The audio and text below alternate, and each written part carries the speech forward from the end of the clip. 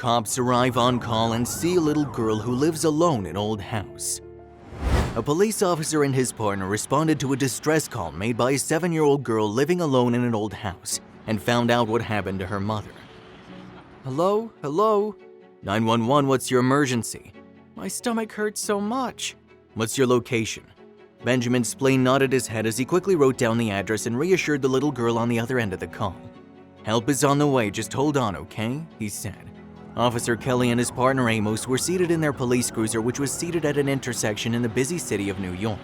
The two had just taken a break from patrolling their district and had decided to grab a bite to eat before returning to work. Amos was in the middle of telling his partner what he called his little pellets as they wolfed down their hamburgers.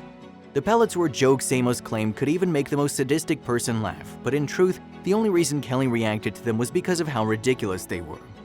That day, Amos was going on and on about animals and what they said whenever they wished to cross a road. Kelly was about to shut him up as usual when the dispatch radioed in about the little girl's call for help.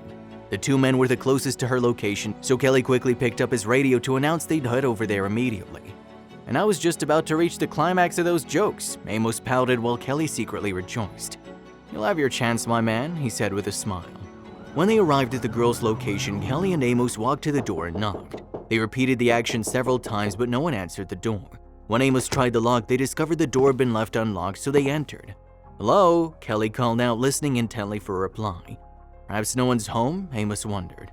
I'll check upstairs, his partner replied. As he reached the top flight of stairs, he immediately heard sobbing and went on high alert, catching himself just before he pulled out his gun and startled a girl who stood in the doorway leading to her bedroom. She was dressed in cozy-looking pajamas and she held a medium-sized teddy in her arms. What's the matter, little one? Kelly asked gently as he eased towards her slowly. I'm hungry and my tummy hurts, she said. Where are your parents? He asked when he reached her. My mom left to go and buy us food from my favorite Chinese restaurant, but she hasn't returned. What's your name, little child? Kelly asked. Penelope, she answered. Don't worry, Penelope, we'll help you find your mom. They took the little girl to a cafeteria to buy her food and she quickly warmed up to Amos because she kept laughing at his ridiculous jokes. Of course, it had been Kelly's idea to distract her while he inquired about her mother's whereabouts. Officer Kelly later found out that her mom never returned because she got into a vehicular crash and had been injured in an accident. But rather than tell her that, Kelly decided he would assume responsibility for the child until her mother was discharged from the hospital.